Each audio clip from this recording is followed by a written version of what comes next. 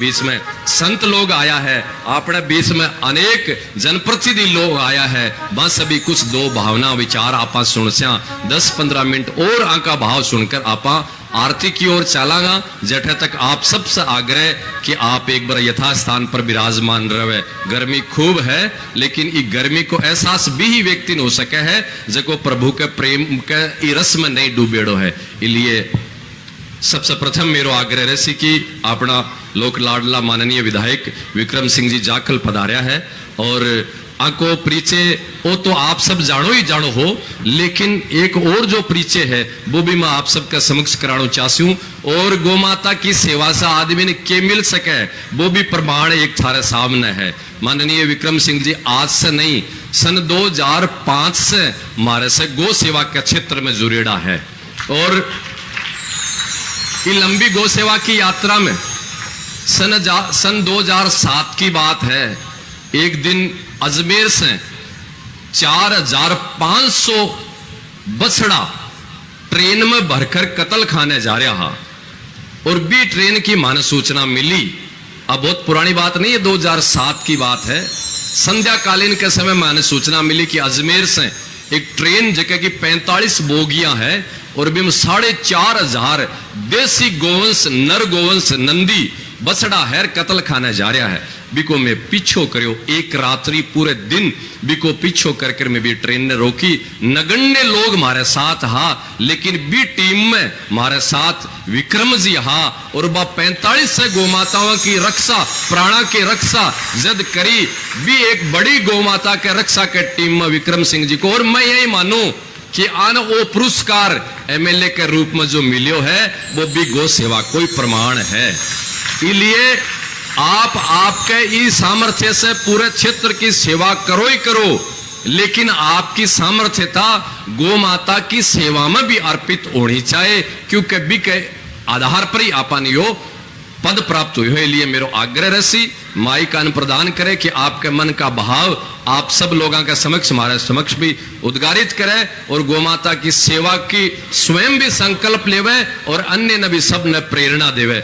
माननीय विधायक श्री विक्रम सिंह जी जाखड़, आप सब लोग शांत होकर कुछ समय के लिए विराजमान रहे, मेरो आग्रह। जय श्री कृष्णा, जय गौ माता, जय गोपाल।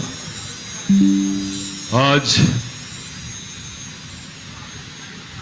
ढूंढलोद में श्रीमद् भागवत कथा में आकर के महंत श्री दिनेश गिरी जी महाराज व्यासपीठ से इस गांव को जो कथा का अपने मुखारविंद से जो आशीर्वाद दिया है और इस भाव को, इस माहौल को देख करके सबसे पहले तो महाराज आपके आशीर्वाद से पहले मैं ये सोच रहा था कि मुझे हर कार्यक्रम छोड़ के यहीं रहना था। मुझे बहुत फील हो रहा है ये। महाराज के व्यासपीठ को और महाराज श्री को प्रणाम करते हुए, पधारे हुए सभी संतों के चरणों में वंदन करते हुए, पूरे नगर नवलगढ़ से पधारे हुए सभी भक्तजन जो भागवत कथा में पधारे हैं, मातृ शक्ति को प्रणाम, सभी भक्तों को प्रणाम करते हुए मैं आज ये जरूर कहना चाहूंगा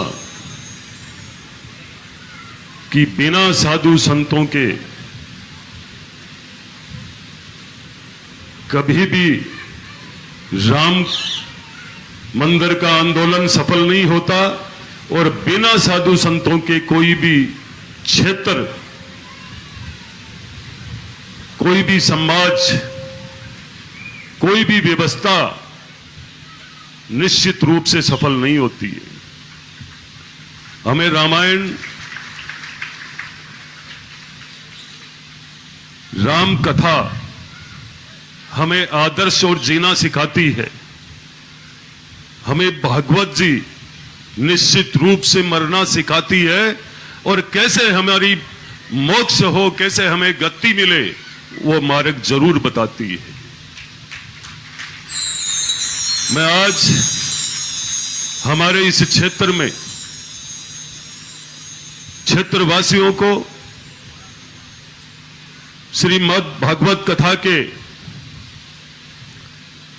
दौरान जितने भी साधु संतों का आवागमन हुआ है,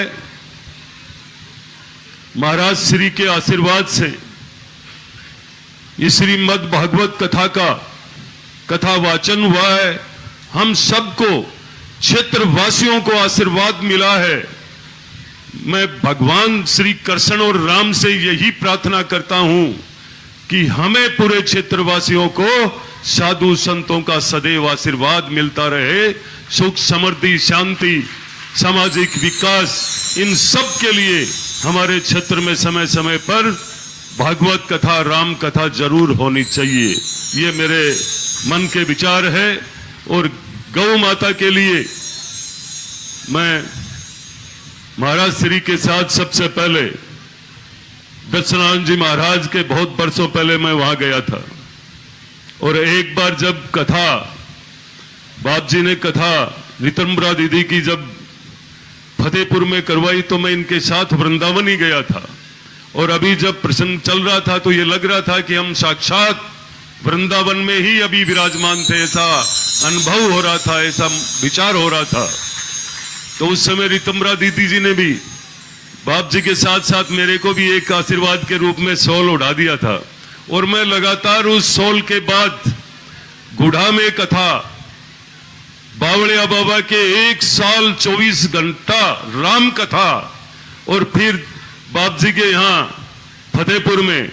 पर मैं ये निश्चित रूप से बाप जी, ये शेखावाटी निश्चित रूप से आपकी के आशीर्वाद से यहाँ एक से एक संत हुए हैं। लेकिन अब इस समय जो दिनेश गिरी जी बाप जी का जो आशीर्वाद है इस शेखावाटी पर, हर नौजवान पर, हर मातृ शक्ति पर, मैं निश्चित रूप से ये कहूंगा बाप जी, शेखावाटी पूरे देश विदेश प्रदेशों में शेखावाटी का नाम साधु संतों के आशीर्वाद से हर क्षेत्र में एक से एक संत हुए हैं हमारे शेखावाटी में।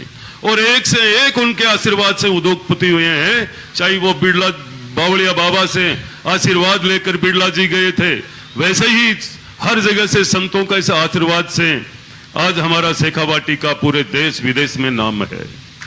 आप ही के आशीर्वाद से, मैं बाप जी आप ही के आशीर्वाद से गुढ़ा में जब भागवत कथा हो रही थी तो आपने मुझे आशीर्वाद दिया था कि आप तो लगे रहो।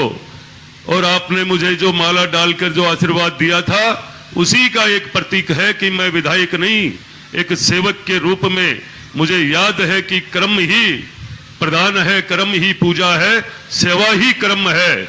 इसी को लेकर के मैं आज इस नवलगढ़ की विधानसभा के अंदर सेवक के रूप में घूमता हूं।